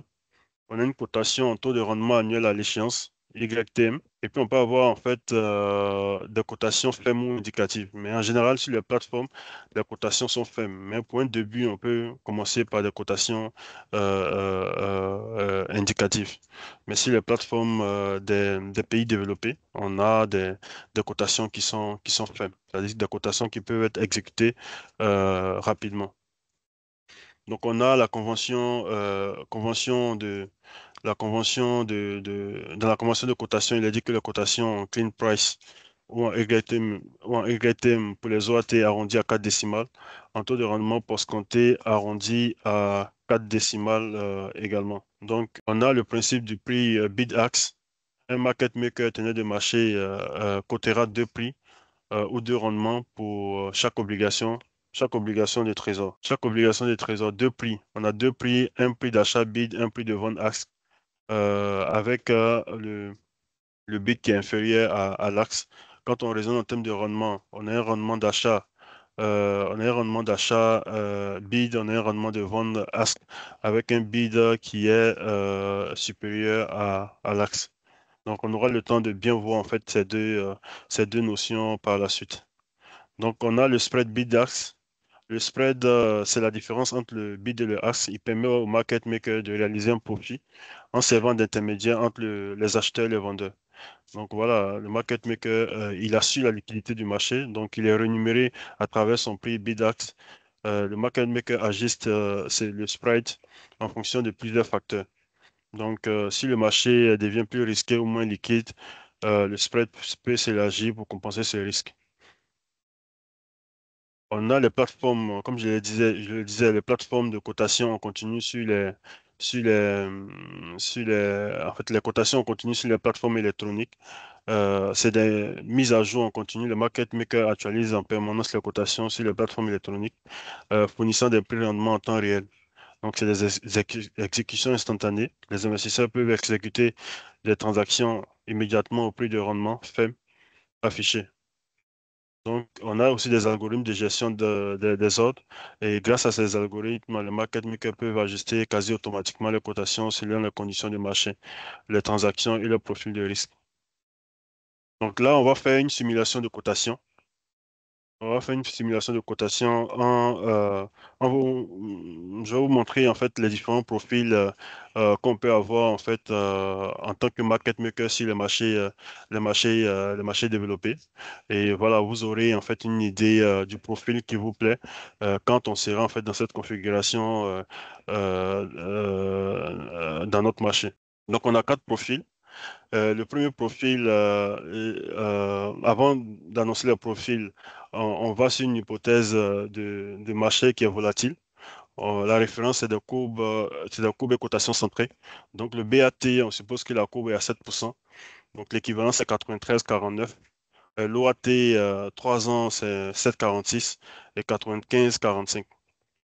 Donc le premier profil que j'appelle qu'on retrouve souvent sur le marché où il y a les market makers, c'est le profil neutre. Donc, j'appelle le market maker numéro 2 que j'ai nommé Madame Djaba. Donc, Madame Djaba affiche, en fait, elle est neutre, son profil est neutre. Elle affiche des spreads modérés pour une cotation stable. Donc, son volume est moyen et ses expositions et sans exposition extrême. Donc, si vous voyez, en fait, quand on prend quand on prend le 1 an, vous voyez sa cotation BAT 1 an. Vous allez voir que là où la référence est 93,49, elle est prête à acheter à 93,35 et à vendre à 93,75. Pour l'OAT 3 ans, elle est prête à acheter à 95,35 et à vendre à 95,75. Donc, Madame Diaba est ce qu'on appelle un profil neutre, c'est-à-dire qu'elle n'est ni trop agressif et ni trop hors du marché. Donc, voilà, c'est par rapport à elle que les autres profils là, seront fixés. Donc, j'appelle le deuxième market maker qu'on retrouve aussi sur les marchés. Il s'appelle Monsieur Zakwa. Donc, lui, son profil, il est conservateur. C'est-à-dire qu'il limite son risque par des spreads larges. Il est prêt à accepter de faibles volumes. Et son objectif est vraiment la préservation du capital. C'est-à-dire qu'il ne veut pas prendre de risques. Et son adage, c'est que voilà, il ne va pas au marché. C'est le marché qui vient à lui. Donc, regardez un peu sa cotation. Lui, ici, le BAT 1 an, il propose d'acheter à un prix très bas qui est 93,29 et il propose de vendre à un prix qui est très élevé qui est 93,89. Sur l'OAT 3 ans, sachant que la courbe est à 95,45, il propose d'acheter à 95,15 et de vendre à 95,90. Donc, voilà un peu son profil. On va voir le troisième market maker qui est Mademoiselle Viviane. Elle observe le marché et adopte des cotations agressives en cas en cas d'opportunité de gain immédiat détectée. Regardez un peu ses cotations. Donc, sur le BAT 1 an, elle est prête, sur le BAT 1 an, elle est prête à acheter au niveau de la courbe. Elle est prête à acheter pendant que la courbe est à 93,49. Elle est prête à acheter à 93,49, c'est-à-dire qu'au même niveau de la courbe. Et est prête à vendre à 93,68 avec des spreads plus faibles que ceux des deux autres. Au niveau du 3 ans, elle est prête à acheter aussi à la courbe. Le 3 ans, elle est à 95,45. Elle est prête à acheter à 95,45 et à vendre à 95,68. Donc, Mademoiselle Viviane, elle a détecté une opportunité de gain immédiat. Elle fait des cotations en fonction de ça pour saisir en fait cette opportunité. Et on a le dernier profil qu'on retrouve aussi sur les marchés, le marché secondaire. Et lui, c'est vraiment le chouchou des investisseurs, c'est Monsieur Zartabal.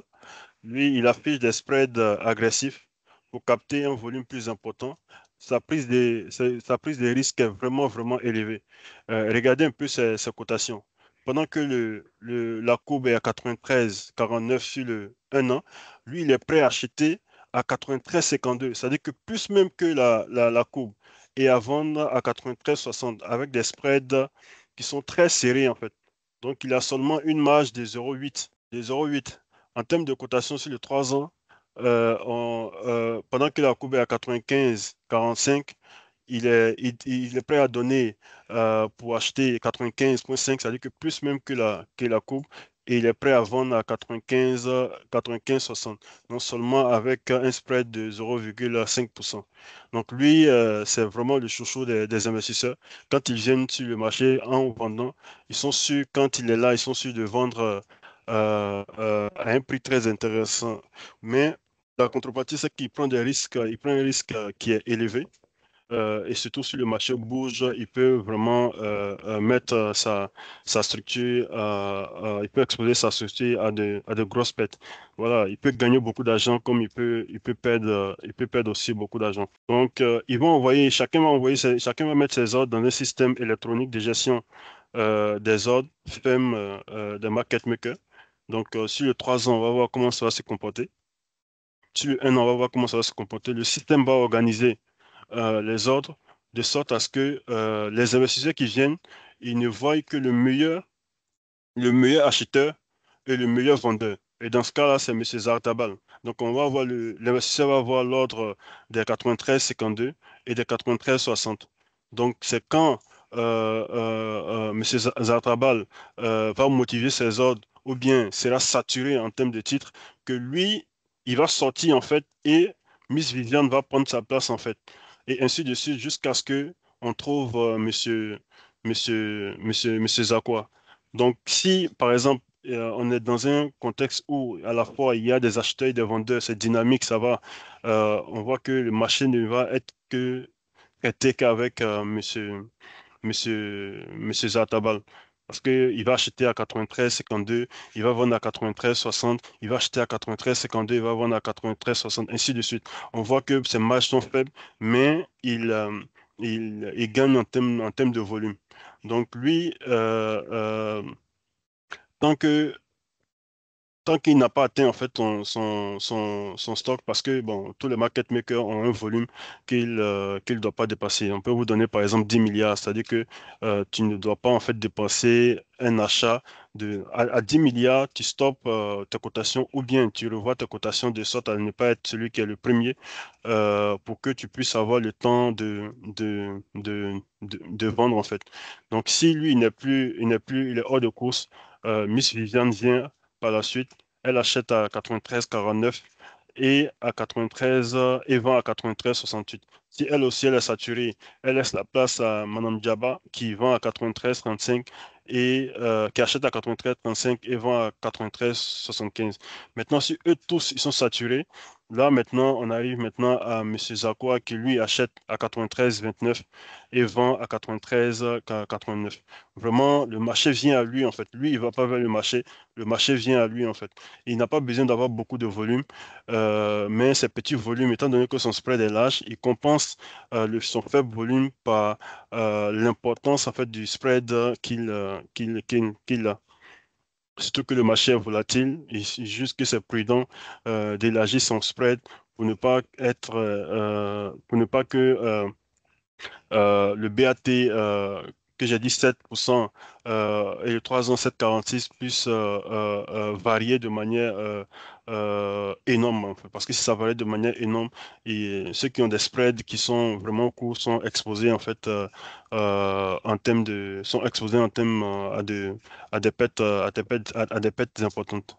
Donc voilà un peu en fait les profils qu'on retrouve en fait sur le marché secondaire où le market maker cote en fait quand on affiche des prix fermes.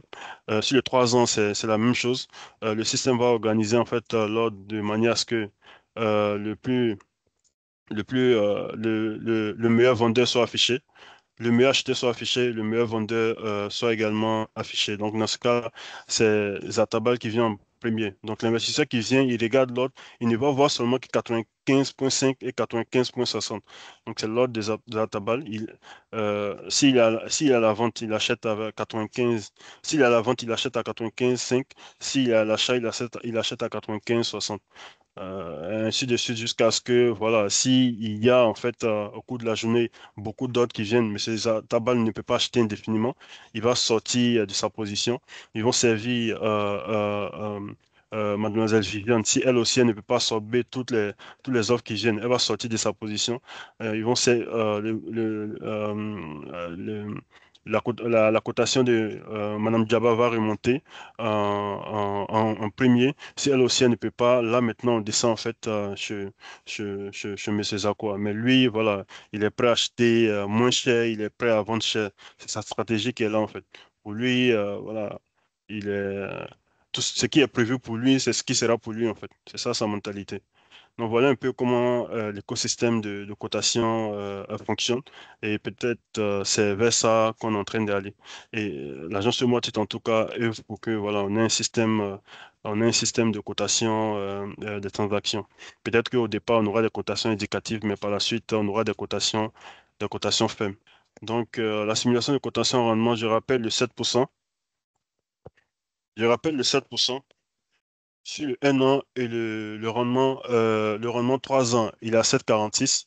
Donc voilà un peu les équivalents de prix que j'ai présentés en termes de taux. Donc Mademoiselle Viviane, elle demande en fait, le rendement il est à 7%, elle demande du 7%. C'est-à-dire qu'elle a la courbe en fait. Elle demande du 7%, le même que le rendement. Et elle est prête à donner du 6,78. Ce sont les équivalences en fait. Les prix que on a déjà vu, ce sont les équivalences en termes de rendement. Donc, monsieur Djaba, elle est à 16, elle est à 7,16. C'est-à-dire qu'elle demande, si le 1 an est à 7%, elle va demander du 7,16. Elle va demander de recevoir du 7,16. Et si quelqu'un vient lui acheter, elle va demander en fait de vendre, elle va lui proposer de lui vendre à 6,78. Monsieur Zakwa, lui, il demande beaucoup plus. Il demande du 7,23. Et à la vente, il est prêt à offrir du 6,54. Monsieur Zataba, lui, il demande du 6,97. Vous voyez comment il est agressif, sachant que le marché, il est à 7%. Lui, il est prêt à demander, il est prêt à recevoir moins. Il est prêt à recevoir 6,97 et à vendre à 6,88. Donc, dans le cas de l'OAT 3 ans, c'est la même chose.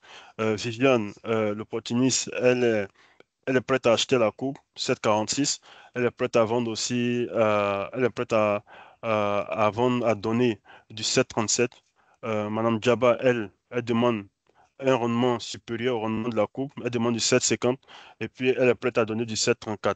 M. Zakwa, lui, il demande du 7,58 et il est prêt à donner du 7,28. M. Zataba, lui, il est prêt à recevoir moins que la coupe et à donner du 7,40.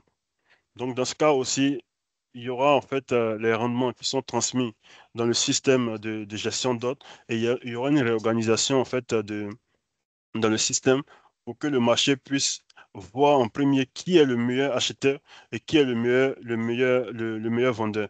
Donc, le meilleur acheteur, c'est celui qui demande le moins de rendement. Dans ce cas-là, également, on voit que c'est Zatabal. Il lui demande 6,97. Et aussi, le meilleur vendeur, c'est lui également parce qu'il est prêt à donner du 6,88. L'opportuniste, ensuite, Mademoiselle Viviane, qui est opportuniste, elle vient en second lieu. Elle demande elle demande de recevoir. Elle demande 7% et elle est prête à donner 6,78. Madame Djaba, elle, 7,16, ça lui convient. Et puis 6,70 également. Monsieur Zakwa, conservateur, lui, vraiment, il faut que le marché vienne à lui. Lui, il demande du 7,23 et il est prêt à donner du 6,57. Donc sur le marché, sur les 3 ans également, c'est la même chose. Zatabal, il a 7,44, c'est bon pour lui. Et il est prêt à donner du 7,40.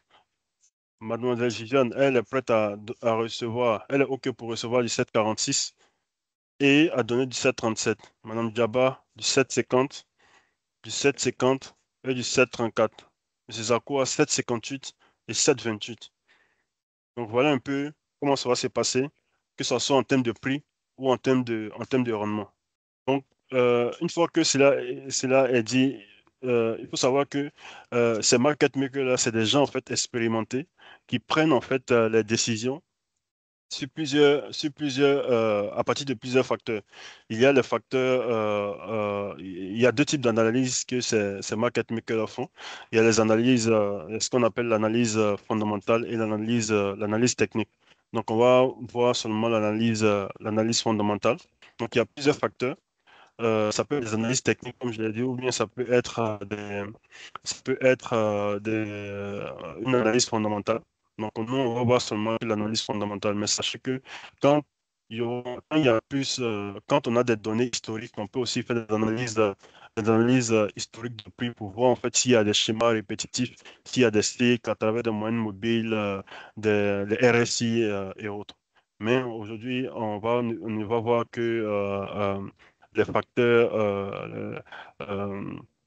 l'aspect fondamental qui influence en fait les prix et les cotations. Donc, le premier facteur qu'on a, c'est le taux d'intérêt. Le taux d'intérêt et la courbe des taux, c'est, c'est le premier facteur qu'on a parce qu'il y a une relation entre le taux d'intérêt et le prix, entre la courbe, le rendement et le prix d'une obligation. Donc, plus les rendements sont élevés, plus les rendements évoluent à la hausse, plus les anciennes obligations ont tendance à perdre de la valeur parce que voilà, les gens voudront aller en fait vers les nouveaux titres qui offrent des rendements supérieurs. Donc, on a la maturité du titre, sa duration, sa sensibilité. Donc, plus une obligation est longue, plus aussi elle est exposée, plus aussi elle est plus volatile en termes de prix. Donc, ça aussi, ça impacte en fait les prix d'une obligation. On a la situation sociopolitique, économique.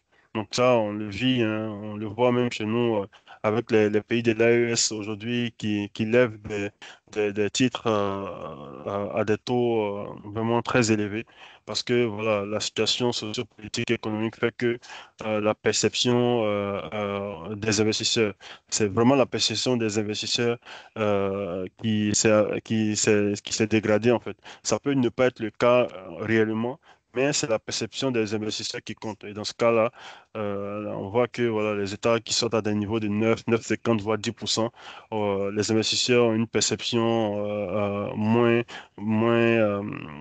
intéressante en fait de la situation socio-politique économique, même si forcément, intrinsèquement, ça peut ne pas être le cas. Donc, on a la réglementation et incitation fiscale. Là, aujourd'hui, on a un sujet sur la table au niveau du Sénégal où le ministre a demandé à ce que les titres sénégalais soient taxés, les titres sénégalais détenus par les banques au Sénégal soient taxés à, à l'IS et à la TAF. Donc, si une telle mesure venait à être mise en place, ça pourrait amener les acteurs à revoir en fait les allocations de titres. Voilà, parce que ça serait plus intéressant pour une banque au Sénégal d'aller en fait sur les titres de la Côte d'Ivoire, par exemple. Donc, toutes les banques du Sénégal vont rester en fait sur les titres du Sénégal. Et on pense que ça peut amener en fait d'autres pays à adopter les mêmes mesures et on va se retrouver avec tous les titres qui sont taxés quand la banque n'est pas quand la banque n'est pas en fait dans le bon pays, dans le pays indiqué en fait. Donc aujourd'hui, nous, on nous demande de mettre en place un plan d'action pour que quand ça arrive, il faudrait qu'on puisse gérer de manière optimale notre portefeuille. Donc ça aussi, ça impacte en fait le pricing et la cotation. Donc, on a la notation de crédit. Bon, ça, c'est évident. Quand la note, les agences de notation baissent la note d'un pays, ça veut dire que voilà, ces agences-là, à travers une analyse fondamentale, ont vu que voilà, la situation du pays est en train de se dégrader. Donc, automatiquement, les investisseurs ajustent leur perception par rapport à cette notation qui est revue. Ça va aussi dans l'autre sens, quand les agences de notation améliorent la note de crédit d'un État, automatiquement, ils envoient le signal elles envoient le signal aux investisseurs que, après une analyse fondamentale, ils sont confiants que ils sont confiants que la santé économique du pays va dans le bon sens. Donc ça aussi, les investisseurs revoient en fait leur cotation à travers une demande plus forte pour ces titres, les titres de ce pays. On a la politique monétaire et budgétaire. Donc ça, la politique monétaire et budgétaire, ça c'est vraiment évident. Politique monétaire, on a la Banque centrale aujourd'hui qui a arrêté, la BCE qui a arrêté en fait sa politique accommodante d'injection massive de liquidités dans la zone qui a amené et ce qui a entraîné en fait des chocs de liquidité et qui s'est répertorié sur les coûts des États. Avant, avec cette politique monétaire accommodante, les États étaient à des niveaux, par exemple, sur le 1 an, étaient à des niveaux de 2,53%. Mais là, aujourd'hui, par exemple, la Côte d'Ivoire, après l'arrêt de cette politique accommodante, la Côte d'Ivoire sort aujourd'hui à des niveaux de 7%, voire 7,20 en fait, sur le 1 an en rendement. Donc, c'est très important. Par exemple, même dans les pays développés. Aujourd'hui, en termes de politique budgétaire, les gens ils n'ont pas de visibilité sur sur les promesses de Donald Trump. Il a décidé il a dit lors de sa campagne qu'il va réduire les impôts et puis augmenter en fait les droits de douane. Donc ça, baisser les impôts, c'est moins de recettes qui ne seront pas compensés dans l'immédiat. Et le marché se demande comment il va financer son déficit, son énorme déficit. Donc, depuis que, il a été élu, et même bien avant, quand les sondages le montraient gagnant, la courbe des taux des États-Unis a vraiment progressé, en fait. On est passé sur les 10 ans de 3 à 60. Aujourd'hui, on est à 4,30. Donc, on a fait un bond de 70 points de base, en fait, rien qu'en quelques mois depuis l'élection de Donald Trump en tant que président des États-Unis. On a aussi la stratégie d'émission. Une stratégie d'émission, une bonne stratégie d'émission de l'émetteur peut amener à créer une demande, à créer une certaine demande. Par exemple, quand l'émetteur sait espacer ses émissions, ça peut créer en fait une demande pour les titres sur le marché secondaire et créer une dynamique qui est bonne en fait. Donc tout ça influence le pricing et la cotation. Il y a aussi naturellement la loi de l'offre et de la demande, hein. Donc les titres qui sont émis les titres qui sont la confrontation de l'offre et la demande. Si on est dans un contexte où les banques, par exemple, comme on a connu en 2022, en 2020-2022, où les banques ont commencé à racheter, les banques ont commencé à racheter, à rechercher les titres d'État parce qu'elles ne voulaient pas prendre des risques, étant donné qu'elles n'avaient pas de visibilité en fait sur l'impact de la COVID sur les acteurs privés. On a vu que voilà, il y a eu une forte demande qui a emmené en fait les taux à la baisse. Donc, la loi de l'offre et de la demande également est un facteur qui influence les prix cotations. Et ensuite, l'inflation et les anticipations des investisseurs. Donc ça aussi, ça influence en fait le pricing et la cotation. Donc rapidement, l'importance de la valorisation de la cotation des titres à revenu fixe, très très important en fait, parce que ça permet de créer de la transparence et de la liquidité. Ça permet aux acteurs de marché de savoir à quel prix ils peuvent vendre ou acheter. Ça facilite les transactions entre les investisseurs sur le marché secondaire. Et c'est important pour mesurer la performance en tant qu'indicateur de rendement. Ça permet aussi d'évaluer en fait les stratégies et les décisions d'investissement. Et ça permet de gérer aussi les risques en fait à travers l'évaluation des risques de crédit et des taux d'intérêt. Ça permet de mesurer la sensibilité, c'est-à-dire que l'ampleur du risque auquel un portefeuille peut être exposé. Donc, en termes de réglementation, le cadre est là, mais aujourd'hui, la réglementation demande à ce que les SVT de la zone puissent afficher des prix à l'achat et à la vente. Bon, pour l'instant, ce n'est pas le cas. Nous, par exemple, dans notre cas, en tant que SVT, on affiche des prix indicatifs sur des plateformes et on peut afficher des prix fermement à la demande, en fait. mais pour l'instant, les SET, en tout cas en général, n'affichent pas de prix à l'achat et à la vente, surtout de manière ferme. Donc ici, rapidement, bon, ça, c'est pour ceux qui veulent aller plus loin, c'est la formule d'amortissement. C'est la formule en fait de valorisation des titres, que ce soit dans le cas amortissable ou dans le cas in fine. Ce sont des cas particuliers en fait. Donc, je vais vous présenter rapidement le simulateur qu'on va vous offrir. On va prendre les questions. Donc, voilà un peu le simulateur qu'on vous offre. Donc, il permet en fait je prends dans le cas du BAT. Avec le BAT, en fait, vous pouvez en fait, à partir de la date de valeur, à partir du taux précompté, trouver en fait le prix, le taux de rendement et le prix du BAT. Et ça, c'est le passage du précompté au post-compté. Dans le cas du passage du post-compté au précompté, c'est le même cas. Vous mettez le taux post-compté et il vous donne le taux précompté, ainsi qu'il peut vous donne aussi en fait le prix. Donc là, vous avez des titres qu'on a mis par défaut, mais vous pouvez remplir jusqu'à à ce que le champ de couleur verte soit saturé. Donc pour les OAT, c'est la même chose. Vous pouvez, à un prix donné, passer du prix. Vous mettez un prix ici, vous mettez la date à laquelle vous souhaitez trouver en fait le rendement équivalent. Il va vous donner le rendement. Il va vous donner le rendement lié au prix.